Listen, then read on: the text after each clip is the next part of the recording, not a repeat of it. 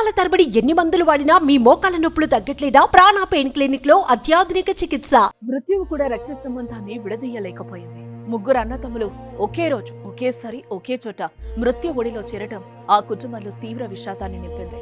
ఒకే కుటుంబం, ముగ్గురు అన్నతమ్ములు ఎంతో సంతోషంగా సరదాగా ఉండేవారు. వారి సరదాన్ని, ఎదుగుదలను చూసి ఓర్వలేకపోయి విధి వక్రీకరించింది. పండగ కోసం ఊరొచ్చిన వారి జీవితాలపై మృత్యువు కాటేసింది. ఆ కుటుంబాల్లో చెరకని మచ్చని మిగిల్చింది.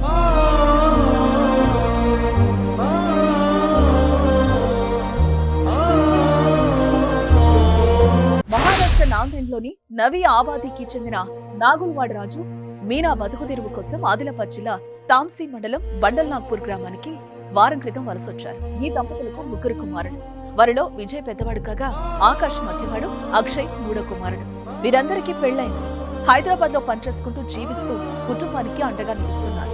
అయితే విజయ్ లారీ డ్రైవర్ గా పనిచేస్తూ ఉండగా మిగిలిన ఇద్దరు కూలి పని చేసుకుంటూ కుటుంబాలను పోషించుకుంటున్నారు. అన్ని మంచిగానే ఉంది అనుకుంటున్న క్రమంలోనే విధి రాసిన వింత నాటకంలో ఆ కుటుంబం బలైపోయింది.